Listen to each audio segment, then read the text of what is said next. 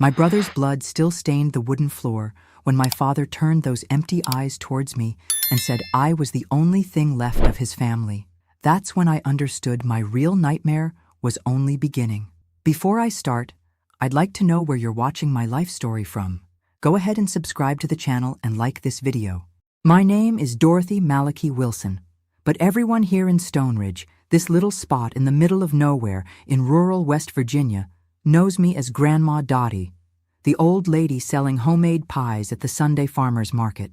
I'm 84 years old, with hair as white as cotton and hands calloused from decades of hard work. Those who see me today, always smiling and giving treats to children, can't imagine the story of pain and resilience I carry in my heart. I was born in 1941 in a simple wooden house on a small farm about 5 miles from town.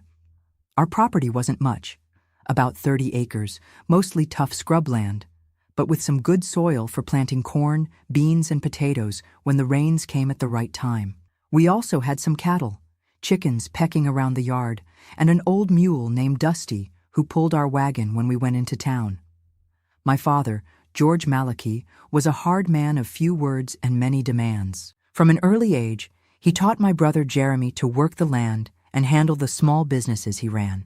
They started with a roadside stand at the entrance to our property, then a small feed store that served the neighbors, and finally, a hardware store in town. Jeremy was his pride, his mirror image, his continuation in this world.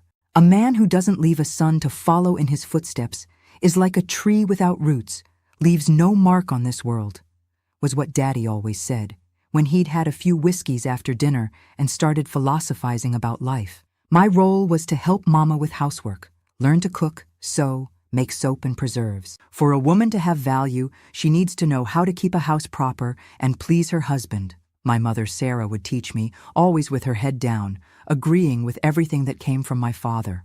Jeremy was 10 years older than me, a handsome young man with an easy smile and the slanted eyes he'd inherited from our grandmother, who they said had Cherokee blood. Unlike father, he was kind to me, brought candy from town, taught me to whistle, told ghost stories that made me sleep with the blanket pulled up to my neck on winter nights. When I inherit all this, I'll take care of you, Dottie. I'll build you a pretty house with a big porch and a kitchen full of cookware, he promised.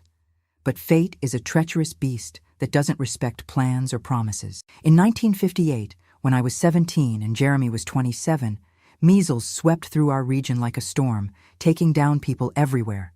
First the school children, then the adults who'd never had the disease when they were young. Jeremy was one of them. At first, it was just a fever, some red spots on his face. "It's nothing," he'd say, stubborn like father, refusing to stay in bed. He kept working at the store, getting rained on, not sleeping well. In 3 days, the fever rose so high he began delirious, calling for people who weren't there, screaming that his back was on fire. Father finally agreed to take him to town, but the road was a muddy mess because of the rains. The Jeep got stuck twice. When we finally reached the clinic, the doctor just shook his head. "This one's got pneumonia on top of the measles. I'll do what I can, but it's bad." 3 days later, Jeremy left this world in a stuffy room that smelled of medicine and suffering. He didn't even have the strength to say goodbye properly. He just squeezed my hand, looked into my eyes, and whispered, "Take care of Mom, Dottie," and was gone, taking all my father's dreams with him. The funeral was quick, as everything is in small towns. The simple pine coffin was lowered into the red clay of the municipal cemetery, while the pastor mumbled some hurried prayers. Father didn't shed a single tear. He just stood there like a cement statue, hat in hand, eyes fixed on the hole swallowing his only son.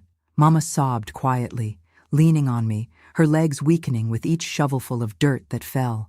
We returned home in a heavy silence that seemed to suffocate even our thoughts. I didn't know yet, but that silence was just the calm before the storm. For a week, Father barely left his room. He hardly ate, didn't speak to anyone.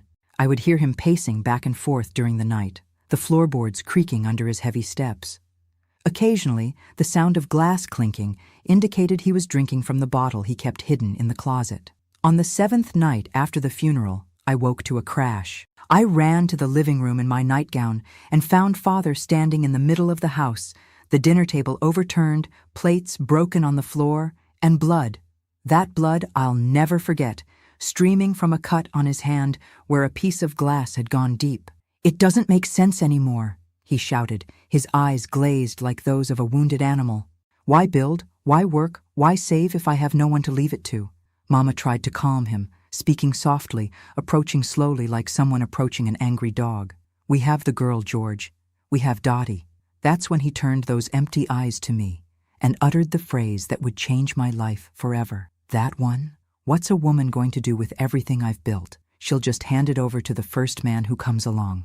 "No, Sarah. I only have her now, and she'll have to serve a purpose." A chill ran up my spine. I didn't fully understand what he meant by that, but something inside me, perhaps the same instinct that makes a bird fly before the snake strikes, warned me I was in danger. That same night, while cleaning up the mess Father had made, I whispered quietly to those of you following along, "If you can, leave a comment saying where you're watching this video from. It gives me strength knowing there are people listening after so many years of keeping this story inside me. Give a like too, so this account can reach more people who might need to hear that it's possible to survive even the worst nightmares." In the days that followed, Father began to change. He would look at me strangely during meals. He started demanding that I learn about the business, that I accompany him to the store in town, that I understand accounts, buying and selling, inventory. "If you're going to inherit all this, you need to know how to take care of it," he would say. But there was no concern in those words, only contained rage, as if each explanation was an accusation. "You're not Jeremy. You'll never be." At night, after dinner, he began to drink more than usual. The whiskey that was once just a sip or two became 1 or 2 entire bottles, and with the drink came violence. First against objects, breaking things, punching walls, kicking doors. Then against my mother, a shove here, a slap there, always followed by senseless accusations. "It was your fault. You didn't take care of him properly when he was little. You made him weak." Mama would just lower her head and accept it all, as if she deserved it. I tried to interfere, put myself between them, got some pushes too, but nothing compared to what was to come. 3 weeks after Jeremy's funeral, I woke in the middle of the night to the sound of my door creaking. At first I thought it was Mama, who sometimes came to cover me when the nights got cold. But the strong smell of whiskey and sweat immediately alerted me. It was my father, stumbling in the darkness, approaching my bed. "Jeremy," he called softly, his voice slurred from drinking. "My son." I froze in fear, pretending to be asleep, praying he would realize his mistake and leave. But he sat on the edge of the bed, the straw mattress sinking under his weight, and ran his hand through my hair. "You've come back," he murmured. "I knew you would come back." When I tried to move, to say I was Dorothy, not Jeremy, he grabbed my arm hard. "No, don't leave again. You're all I have." What happened that dark night, with the wind howling through the cracks in the window and the crickets singing outside, was the beginning of a torment that would last almost 2 years. A torment no 17-year-old girl should experience, especially at the hands of someone who should protect her. When the sun rose, bringing the clarity that drives away the monsters of the night, my father had already returned to his room, leaving behind a girl broken inside, crying silently so as not to wake the house. I couldn't get up to make coffee as usual. I lay there, wrapped in the blood-stained sheet, ashamed and wishing the earth would swallow me up as it had swallowed my brother. It was Mama who came into the room hours later, worried about my absence. One look was all it took for her to understand. Her eyes filled with tears. She brought her hand to her mouth to stifle a sob, but she said nothing. She just sat on the edge of the bed and held my hand for a long time. "He's sick with grief, child," she finally whispered, as if that explained or justified what had happened. "Lost his mind with Jeremy's death. It will pass." But it didn't pass. That was just the first of many nights when the monster I once called Father would enter my room, sometimes calling me Jeremy, other times knowing very well who I was but saying terrible things, that I had to be good for something, that it was my obligation to replace the son he lost, that I owed him this for raising me. And so began my torment in a house that was once home and had now become a prison, with a man whom grief and whiskey had transformed into a monster, and a mother who, out of fear or helplessness, pretended not to see what was happening under her own roof. The pain of those days still tightens my chest when I remember, even after so many years. It seems like it was yesterday, not 1958, that my life turned upside down with Jeremy's death. The days passed, and Father got worse and worse, like a fruit rotting from the inside out. In the first few weeks, he still pretended when outsiders were around, putting on that mask of the respectable family man devastated by the loss of his son. The neighbors would bring food, coffee, a word of comfort.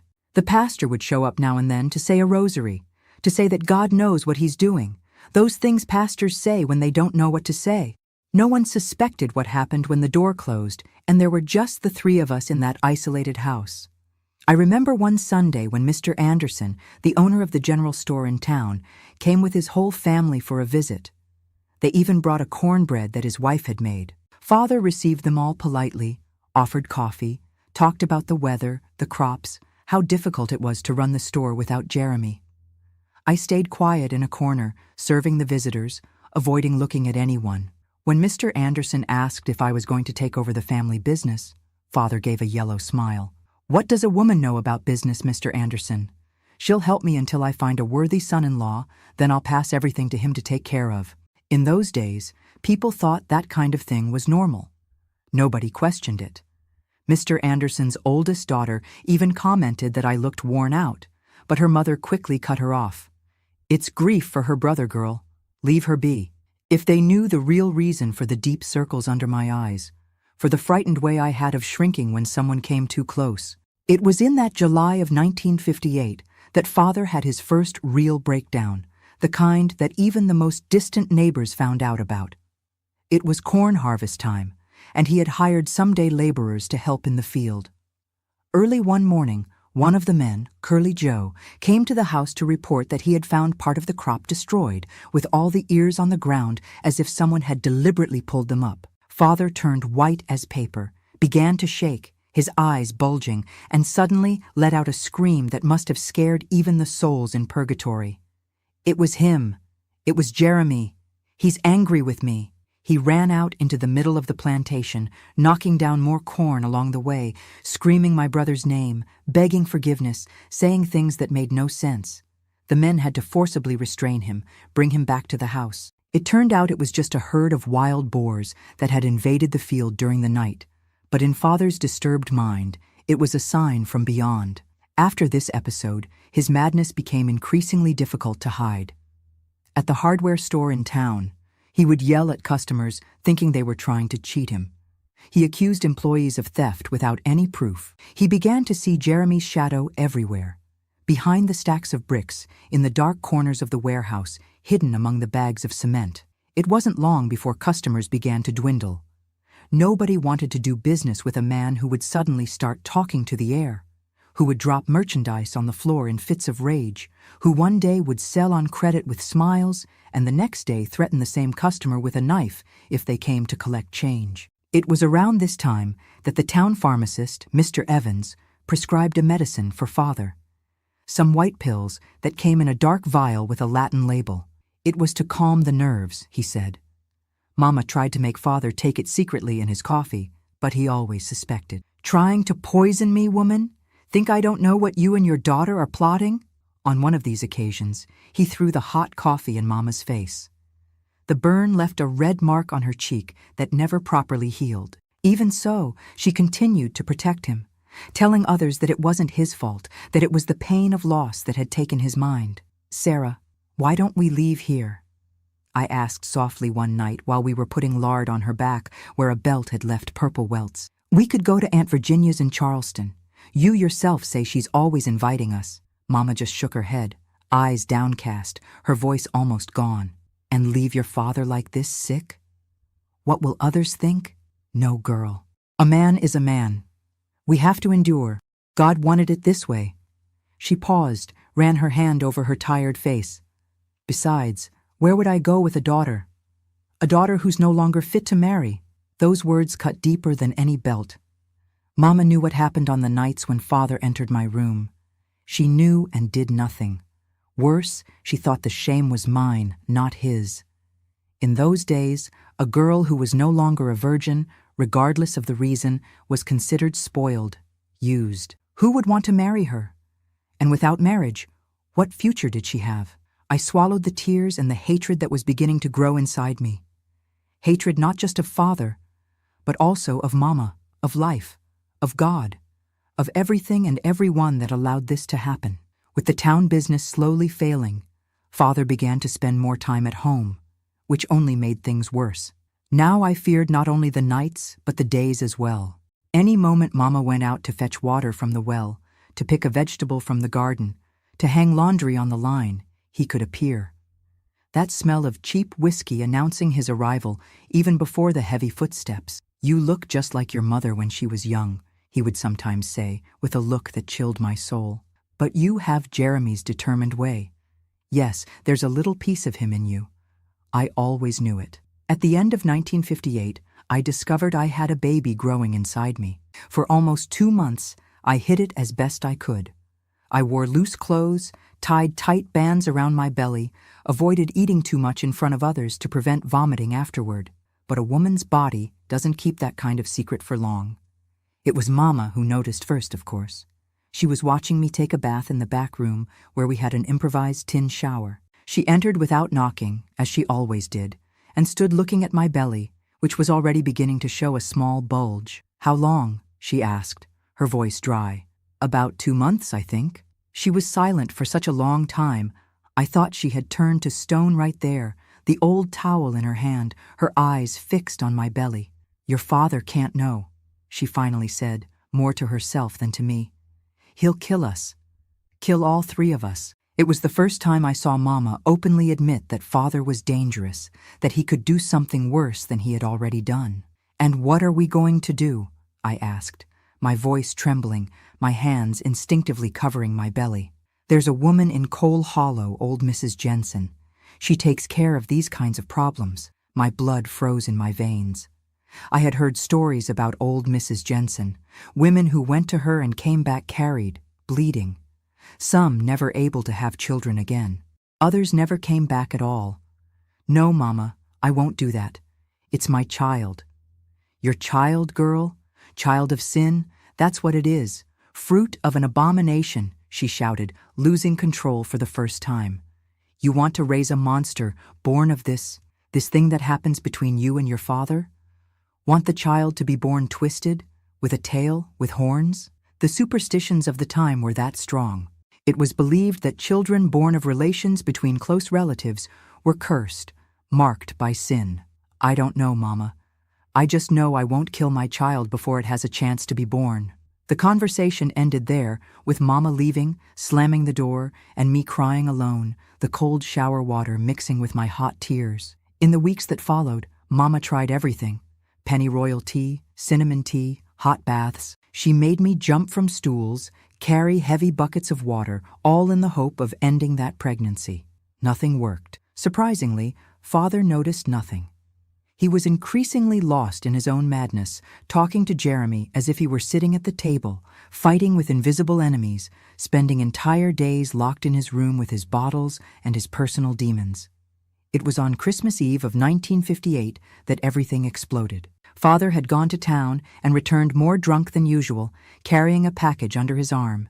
He called everyone into the living room, including the 2 employees who still remained on the farm, old Limping Joe, who took care of the cattle, and Nellie, who helped Mama in the house. "Today is a special day," he announced, staggering, his voice slurred from drinking. "Today my son Jeremy is going to get a present." He opened the package and took out a pair of new leather boots, the expensive kind that only landowners wore. Boots that would never fit the feet of a dead man buried for months. "Where is he? Where's my son?" Father began to shout, looking around as if he expected Jeremy to suddenly appear. "I know he's here. I can smell him." Old Limping Joe tried to calm him, to say that Jeremy had died, that he should rest a bit. Father grabbed the kerosene lamp that illuminated the room and threw it in the old man's direction. Luckily, he ducked in time. The lamp exploded against the wall, the fire spreading rapidly over the old dry wallpaper. In a matter of minutes, the room was in flames. We all ran outside except Father, who continued shouting Jeremy's name, saying he was going to save his son from the flames. It was Nellie who ran back in and pulled Father out before the roof collapsed. He came out twisting his singed clothes, his hair burned, but alive. We could do nothing but watch our house turn to ashes. The well was too far away, and even if we had enough water, the fire had already taken over everything. We lost almost everything that night. Furniture, clothes, memories, what little money we still had saved in a tin buried under my parents' bed. We spent the rest of the night in the barn, huddled on the straw, covered with the few rags Limping Joe managed to gather. The saddest Christmas I've ever experienced. The next morning, still in shock, looking at the smoking ruins of what had been our home, Mama finally made a decision she should have made a long time ago. "It's over, George," she said, her voice firm as I had never heard it. "You need help. We all need help." Father was sitting on a wooden stump, his empty eyes staring at nothing. All the fire of the previous night's rage replaced by a frightening apathy. He didn't even respond. "We're going to my sister's in Charleston," Mama continued. "There's a real doctor there. There's a hospital. You'll get better, and we'll start over." Whether it was the sight of the destroyed house, the shock of almost dying in the fire, or simply the exhaustion of fighting his own demons, I don't know, but Father just nodded weakly, like a child. 2 days later, we were on a rattling bus heading to Charleston, leaving behind the ruins of our previous life and Jeremy's grave, the only thing Father insisted on visiting before departing. What we didn't know was that we were just trading one hell for another. In Charleston, away from the land where he grew up, away from the grave of the son he loved so much, Father would get even worse. And I, with a belly growing each day, was more vulnerable than ever. It was there, in that strange city, in Aunt Virginia's cramped house, that I learned that sometimes you have to kill a part of yourself to survive. It was there that I began to plan my revenge. Not a revenge of blood or fire, but something much more devastating. Charleston wasn't the paradise Mama promised. Aunt Virginia's house was cramped, a small 2-story on the back street of the market, where the smell of dried meat and tanned leather came through the windows, along with the dust and noise of the street vendors. We were 4 people squeezed into 2 small rooms, Aunt Virginia in hers and the 3 of us in the other. I didn't even have privacy to cry alone. Aunt Virginia was the opposite of Mama. Widowed for years, she ran a small notions shop on her own and had an opinion about everything. She was the first to notice my belly, which was already becoming difficult to hide. "Sarah, is this girl expecting a child, or am I going blind?" she asked one afternoon while I was washing dishes at the kitchen sink. The silence that followed weighed more than lead. Mama looked at the floor, her trembling hands creasing her apron. "Well, yes, my sister. The disgrace is complete." "And who's the father?" Aunt Virginia asked, her eyes narrowed with suspicion. Another silence, even heavier. "She won't say," Mama lied, her voice almost gone. "One of the farm workers, I think." Aunt Virginia looked at me with those eyes that seemed to see through people. She didn't say anything, but I could tell she didn't believe Mama. The following week, without telling anyone, she came home with a man in a black suit with a leather bag under his arm. A real doctor, not those healers we consulted back in the country. "Dr. Wilson is going to examine George," she announced. And then Dorothy.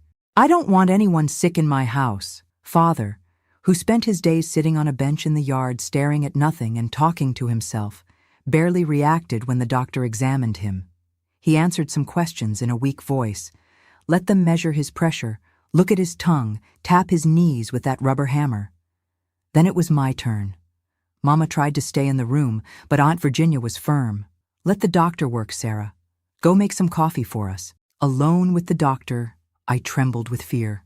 I had never been examined like this by a strange man, especially in the state I was in. But Dr. Wilson was gentle, respectful, explaining everything he was going to do before doing it.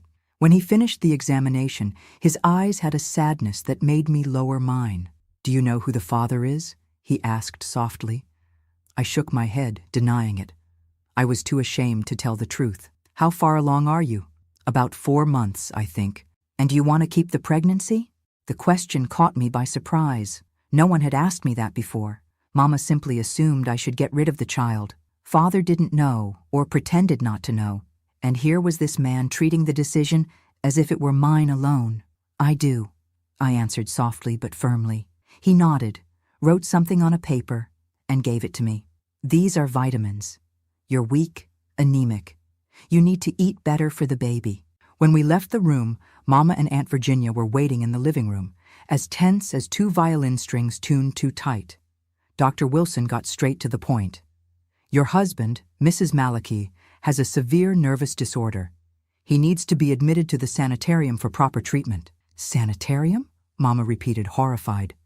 The madhouse, you mean? Psychiatric hospital is the correct term, the doctor patiently corrected. He's having delusions, hallucinations, probably triggered by grief, but which can worsen if not treated. As for your daughter, he continued, glancing at me, she needs prenatal care. She's anemic and malnourished. It was as if a bomb had exploded in that small room. Aunt Virginia put her hands on her hips, staring at her sister. Sarah, tell me it's not what I'm thinking. Mama collapsed in a chair, defeated. What did you want me to do, Virginia? He's my husband, her father, and that gives him the right to... Aunt Virginia didn't finish the sentence, too horrified. She turned to the doctor. Doctor, what happened to my niece? It's a crime, isn't it? The doctor looked from one to the other, finally understanding what no one was saying openly. If it's what I'm thinking, yes, it's one of the most serious crimes, and I report it. I'll call the police, Aunt Virginia continued, tears of anger in her eyes. You can, the doctor replied hesitantly. But think about what this will mean for the young lady, for the baby that will be born. This kind of situation usually becomes comment, gossip. And what do you suggest? My aunt asked, her voice trembling. The man needs to be institutionalized, that's certain. We can do the hospitalization papers without mentioning the other matter. Just say that he has delusions, that he tried to burn down the house, that he represents a danger to himself and others. And so it was that on a rainy February morning in 1959, two men came to get my father. He didn't even resist. He was so immersed in his own madness that he hardly noticed what was happening. He got into the ambulance looking at the sky, searching for something in the gray clouds, whispering Jeremy's name. When the ambulance turned the corner, I felt a weight lifting from my shoulders, as if I could finally breathe after months of suffocating.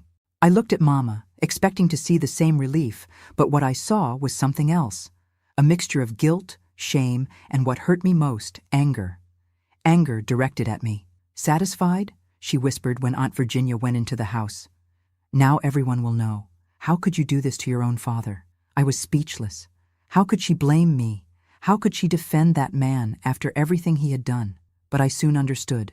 Mama was a product of an era when women were trained from an early age to accept, to be silent, to endure.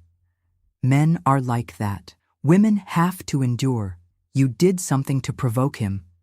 These were phrases I had heard all my life. He raped his own daughter, Mama, I said quietly, using the right word for the first time for what had happened. And you knew. You let it happen.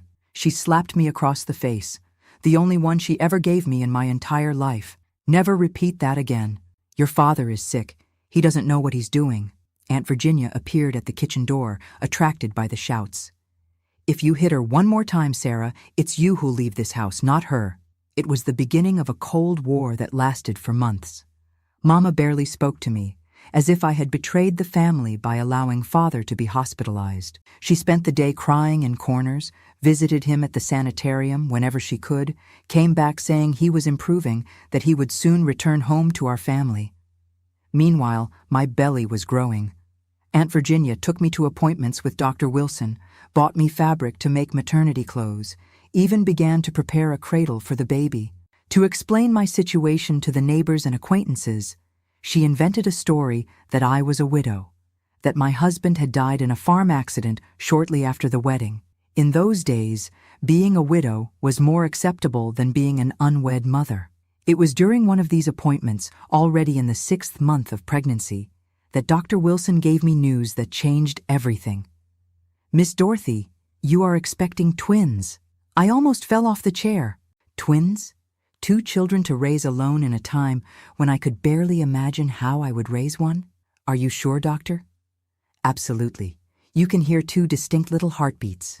I left the office dazed, my hands on my belly, which now made more sense, too big for the stage of pregnancy.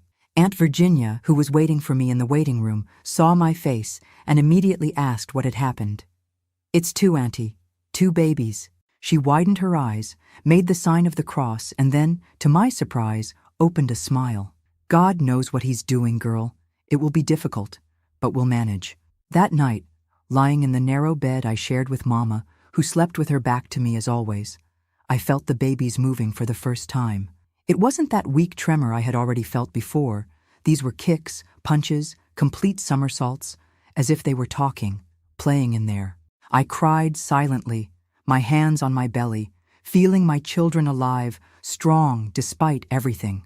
At that moment, I made a decision. These children would never know the truth about how they were conceived. They would never carry the weight of that knowledge. I would invent a father for them, a good, hard-working man who had died before meeting them. A merciful lie to protect them from the terrible truth. Mama, whom I thought was asleep, suddenly spoke, still with her back to me. "What are you going to do when these children are born, Dorothy? How will you raise them? With what money?" "I don't know, Mama. I just know they're my children, and I'll love them." "And when your father comes back, what will you say to him?" I felt a shiver down my spine. I hadn't thought of that. In the last few months, I had almost managed to forget that Father existed, that one day he could leave the sanitarium, return to our lives. "He won't come back, Mama. Not to my life. Never again." She finally turned, her eyes shining in the darkness. "He is your father, Dorothy. His blood runs in your veins, in the veins of these children. There's no escape from that." Her words haunted me in the days that followed. What if she was right? What if there was no escape from blood, from inheritance, from the curse? What if my children were born already marked, condemned to repeat the errors of their father-grandfather? It was Aunt Virginia who saved me from this well of dark thoughts. "Nonsense," she said, when I finally had the courage to share my fears. "Blood curse is ignorant people's talk. What makes a person is character, choices, not blood. Look at me and your mother. Same parents, same upbringing, and we're as different as water and oil.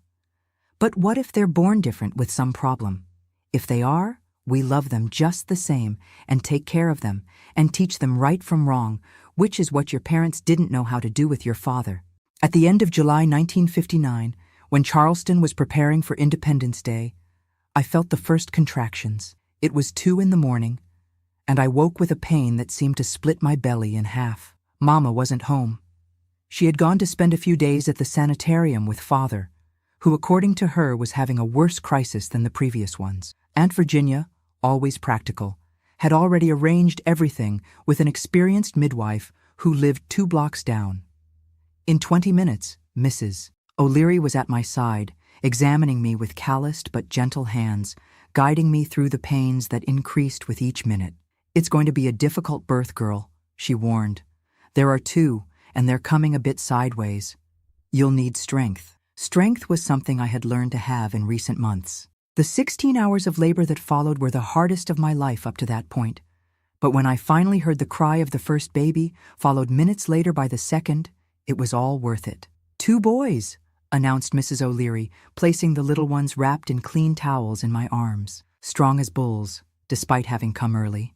I looked at those red, wrinkled, perfect faces and saw no shadow of my father in them. Just new, pure life, waiting to be written. I cried with relief, with joy, with fear, with everything together. "What will you name them?" asked Aunt Virginia, tears also streaming down her wrinkled face. I hadn't thought of names for boys. I was certain they would be girls for some reason. I looked at the 2, so alike and yet so different at the same time. "Emmanuel and Samuel," I replied without thinking much. Bible names that meant God with us and heard by God, because despite everything, I still wanted to believe that God hadn't completely abandoned me. In the days following the twins' birth, a strange peace settled in me, as if I finally understood that the brutal life I had lived until then had a purpose: to bring these 2 beings into the world, to care for them, protect them, love them. It was also when the idea of revenge began to grow in me. Not a violent, bloody revenge, but something more subtle, more definitive, something that would free not only me, but also my mother and my children from the yoke of that man who had destroyed so many lives. The opportunity would come sooner than I imagined, and in a way I could never have predicted. But before it arrived, I would have to face my mother's last great silence, a silence that, unlike the others, would be eternal. The first months with the twins were a challenge greater than anything I had ever faced. Sleepless nights, crying that wouldn't stop, cloth diapers that needed to be washed and boiled every day, cracked breasts from nursing two hungry babies. But unlike the pains I carried before, these were pains that brought purpose, that made me stronger each day. Aunt Virginia was an angel during this time.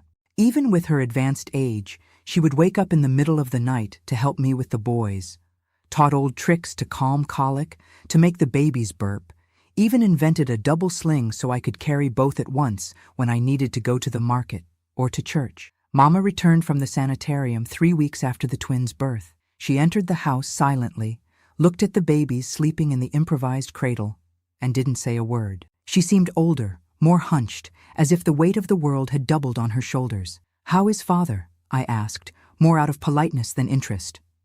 "Worse," she responded simply. "The doctors say there's no more hope, that he'll be institutionalized for the rest of his life." I felt such great relief upon hearing that, I was ashamed. After all, we were talking about my father, the man who raised me, whom I once loved and respected. But the truth is that the prospect of him never leaving that place, never being able to hurt us again, was like taking an enormous weight off my shoulders. "Did the doctors say anything else?" asked Aunt Virginia, bringing a coffee for her sister. Mama hesitated, glanced at me, then lowered her eyes to the coffee steaming in the china cup. "They said he has a disease in his brain that gets progressively worse, that one day he won't recognize anyone anymore, or be able to take care of himself." "What disease is that?" I insisted, curious. "I don't remember the name exactly. Starts with a P or something." Years later, when I was working at the hospital, I discovered that it was probably general paresis, a neurological complication of advanced stage syphilis, a disease he must have contracted in his wanderings through the region's brothels and which, untreated for years, ended up affecting his brain, contributing to the madness that had been fermenting in him since Jeremy's death. In those first months of 1960, with my children growing strong despite being born premature, I began to think about the future. I couldn't continue depending on Aunt Virginia's charity forever. I needed to work, earn my own money, provide a roof and food for my boys. That's when an opportunity arose at the city hospital. They needed young women to work as nursing assistants, washing patients, changing sheets, feeding those who were more debilitated. The work was hard and paid little, but it had one advantage. They offered a small room at the back of the hospital for employees who lived far away. Aunt Virginia encouraged me to try. "It will be good for you, girl. Learn a profession. Be independent. The boys stay with me while you work, then we take turns." Mama, on the other hand, was horrified by the idea. Working in the hospital with sick people, injuries, people dying. That's not work for a family girl. "And what do you suggest, Mama? That I remain dependent on Aunt Virginia for the rest of my life? Or that I hastily find a husband to support not only me, but also 2 children who aren't even his?" She didn't respond, but I realized I had touched on a sensitive point. In her mind, the only dignified solution to my situation was to marry. But what man in those days would accept a woman with 2 small children with no known father? The chances were minimal, and even if some suitor appeared, it would probably be out of interest in the land that father still owned back home. Land that was legally still his, despite the hospitalization. I got the job at the hospital and started 2 weeks later. It was difficult at first. The smell of disinfectant, the patient's pain, the moans during the night, but I soon got used to it. I discovered I had a knack for it. Gentle hands to clean wounds, a firm but kind voice to calm the agitated, courage to face situations that made other employees faint. In 6 months, I had already been promoted to a real nursing assistant. One of the head nurses, Mrs. Olivia, took me under her protection. She was a lady in her 50s who had never married, dedicating her life to the profession. She taught me everything she knew: how to give injections, measure blood pressure, recognize symptoms of common diseases, calm difficult patients. "You have a gift, girl," she would say. You could be a real nurse, with a diploma and everything. There's a school in Richmond. The idea was planted in my head, but it still seemed too distant a dream. How would I study in Richmond with 2 small children to raise? Where would I get money for the school, for housing in a big city? The twins turned 1 year old and were already babbling their first words, taking uncertain steps, holding onto furniture, filling the house with joy. Aunt Virginia adored them, called them my little grandsons, told stories, made cloth dolls for them to play with. Even Mama, who initially barely looked at the babies, began to grow attached. I saw her once, cradling Samuel, singing softly a lullaby she used to sing to me when I was little, and I felt a tightness in my chest. Despite everything, she was still my mother. It was during this time that I met Robert, a young pharmacist who had opened a small pharmacy near the hospital. He would always come to deliver medications to the ward, and we started talking. He was an educated, gentle man from a good family. Soon we were having dates, always accompanied, of course, as the custom of the time demanded. He knew about my situation, that I was a widow with 2 small children, and didn't seem to mind. I admire your courage, he told me once as we walked in the park after Sunday Mass. Raising 2 children alone, working at the hospital, facing people's prejudice. Not just any woman would do that. For a moment, I allowed myself to dream. Maybe he was the fresh start I had been waiting for. Maybe we could form a family. Him, me, Emmanuel, and Samuel. A real family based on respect and affection, not on fear and abuse. But fate, once again, had other plans. On a cold May morning in 1961, I was called urgently to the ward. A new patient had arrived in serious condition. When I entered the room and saw who it was, my blood froze in my veins. It was Mama, pale as wax, bluish lips, breathing with difficulty. What happened? I asked the nurse attending to her. Heart problem, it seems. Her sister brought her in, said she collapsed in the kitchen suddenly. I ran to her side, took her cold hand. Mama, it's me, Dorothy. Can you hear me? She opened her eyes slowly, focused on me with difficulty. Dorothy, forgive me. Forgive what, Mama? Don't talk now. Rest. I need to tell you. She squeezed my hand with surprising strength for someone so debilitated. Your father, he isn't... She didn't finish the sentence. Her eyes rolled back. Her entire body shook in a violent convulsion. And then she was still. The doctors tried to revive her, but it was too late. A sudden, massive heart attack, they said later. Quick and with no chance of survival. I stood there, holding her still warm hand, trying to understand what she wanted to tell me in her last moments. Your father, he isn't what? The incomplete phrase would haunt me for months, years, until I finally discovered the truth she almost took to the grave. The funeral was simple, as Jeremy's had been, except this time it was raining. A fine drizzle that seemed like tears from heaven.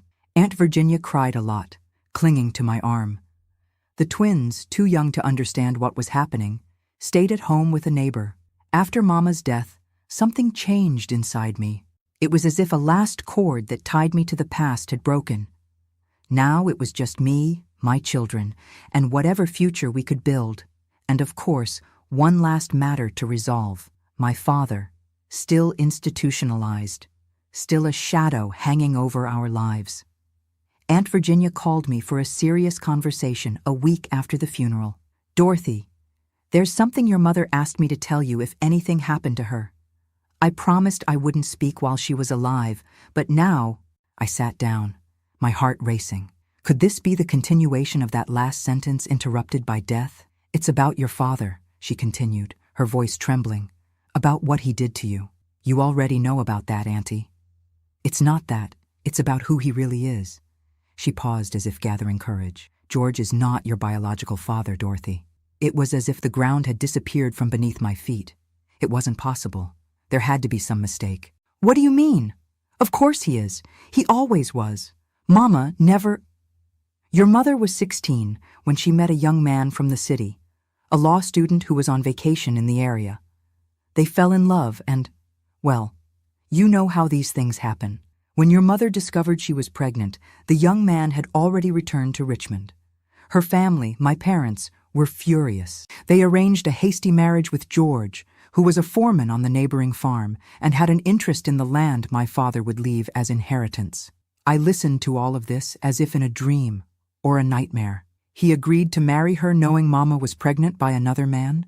He agreed on the condition that no one would ever know the truth, that the child, you, would be registered as his daughter. And so it was done. And my real father? Did he never know about me? Aunt Virginia shook her head sadly. Your mother tried to contact him when she found out she was pregnant. Sent a letter. Never got a response. Years later, we learned he had married a girl from a good family, become a judge, moved to Washington, D.C. 1,000 questions exploded in my head. Why had Mama never told me? Why keep this secret until death? And if my biological father was alive, out there somewhere, not knowing he had a daughter, 2 grandsons? Why had Mama never told me, especially after what happened? Aunt Virginia held my hands in hers, her eyes full of an ancient sadness. I think it was shame, my child, and fear that you would blame her for hiding this, fear that you would go looking for this man and discover that he never wanted to know about you. And then, when George did what he did, I think she became even more afraid that you would think she had let it happen because he wasn't your real father. Suddenly, everything made a new, terrible sense. Father's hateful look when I was born a girl when he was expecting a boy, his obsession with Jeremy, his only real son, the ease with which he crossed that forbidden line, violating the daughter he never truly considered his own. And Mama, her silence, her guilt, her inability to protect me, everything now had a new layer of meaning. It wasn't just fear of a violent husband. It was fear that a secret kept for decades would come to light. That night, alone in my little room at the back of the hospital, I cried all the tears I still had to cry, for the girl I was, for the mother I lost, for the father I never knew, for the children who now carried the blood of a man who wasn't even my real father. When the sun rose, an idea had formed in my head, an idea so perfect, so just, so deliciously vindictive that I almost smiled thinking about it. The revenge I had dreamed of for so long was now within my reach, and it would be more complete than I had ever imagined. To execute it, however, I would need help, and the right person for that had just entered my life. Robert, the young pharmacist who increasingly seemed interested in building a future with me, despite my complicated past. What I didn't know was that my revenge would end up taking a turn that I couldn't have imagined even in my wildest dreams, and that the price to pay would be much higher than I was prepared to accept. The revelation that George was not my biological father changed everything. It was as if a confusing puzzle finally showed its complete image. The pieces fit together. Why he always favored Jeremy, why he looked at me with that disguised anger even when I was small, why he crossed that unforgivable line so easily. In his sick mind, I wasn't really his daughter. I was just the living proof of my mother's betrayal, an intruder in the family he was forced to accept. My plan for revenge was born from this revelation. It wouldn't be a bloody revenge. I wouldn't stain my hands as he had stained his soul. It would be something more sophisticated, more complete, something that would take from him the only thing that still mattered: his name, his inheritance, his legacy. Robert and I grew closer during this time. He was a different man from all I had ever known, educated, gentle, patient with my children. When I finally found the courage and told him my whole story, the real one, not the widow version everyone believed, I expected to see disgust, rejection. But what I saw was compassion and a righteous anger directed not at me, but at George. This man needs to pay for what he did, Robert said, holding my hands. Not just to you, but to your mother, to the children. He's already paying, I replied. Locked up in that sanitarium, losing his mind more and more. But it's not enough. I want him to know he completely failed, that he left nothing in this world. Robert immediately understood what I meant. As a pharmacist, he knew doctors, lawyers, people who could help us with what we were planning. And so we began our journey to legally destroy the man who had destroyed my childhood. The first step was to find a lawyer in Richmond, Mr. Jennings, a childhood friend of Robert's. I explained my situation, the truth about my birth, the abuse I suffered, the twins who were born from that violence, my desire to cut any legal connection with George. "What exactly do you want, ma'am?" asked the lawyer after listening to everything in silence. "I want to change my name and my children's names. I don't want anything from that man, not the surname, not the land, not a penny of the money. I want it to be as if we never existed for him." Mr. Jennings explained it would be complicated. We would need to prove that George was not my biological father, which, without a paternity test, a rare thing in those days, would be almost impossible. We would have to prove the abuse, which would mean exposing the whole story in court, subjecting myself to public scrutiny and judgment. "Are you sure you want to go through this, Miss Dorothy? It will be painful, and the children, one day they'll grow up, ask questions." "I'm sure," I replied, without hesitation. "I prefer that my children know the truth when they're old enough to understand, rather than grow up carrying the name of a monster." While we prepared the legal process, I continued working at the hospital. It was there that I met Dr. Thomas, a young doctor who came to work in the psychiatric ward. We soon became friends. I helped with his consultations. He taught me about mental illnesses, the new treatments. One afternoon, while we were talking about a patient, I mentioned that my father was institutionalized in a sanitarium in Charleston. "What a coincidence," he said. "I'm visiting that sanitarium next week. I'm doing research on treatments for chronic patients." "What's his name?" I hesitated for a moment, but something told me I could trust this doctor. "George Malachi. But he's not my father, not really." I told the whole story once again. Dr. Thomas listened attentively, without judgment. "If I may be so bold, Miss Dorothy, I think I can help with your legal process. It would be useful to have an updated medical report on Mr. Malachi's mental state. I can do this assessment when I go to the sanitarium, if you authorize it." It was as if fate was conspiring in my favor. A week later, Dr. Thomas returned from the sanitarium with news that exceeded all expectations. "Mr. Malachi is in an advanced state of paralytic dementia, probably caused by untreated syphilis. He barely recognizes where he is, confuses people, has constant delusions. According to the nurses, he calls for Jeremy all the time, believing his son is alive and comes to visit him. Did he ask about me or my mother?" The doctor hesitated, as if pondering how much he should say. "Actually, he doesn't remember you. When I mentioned your name, he asked who that was. When I explained you were his daughter, he became agitated, said he never had a daughter, only a son named Jeremy. That hurt more than I expected. Even after everything, a part of me still wanted to have existed for him, if only as an object of hatred. Being completely forgotten seemed worse somehow. But Dr. Thomas's report was crucial for our process. With the medical certification that George was permanently mentally incapacitated, incompetent, and with no prospect of improvement, we were able to move forward with the name change request without needing his consent. In September 1962, I finally received the news I had been waiting for. The judge had granted my request. My children and I could adopt a new surname. I chose Wilson, Robert's surname.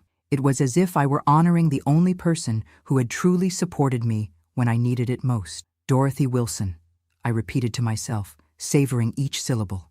Emmanuel and Samuel Wilson. It sounded good, sounded clean, new, without the weight of the bloody history we carried before. But my revenge wouldn't be complete with just that.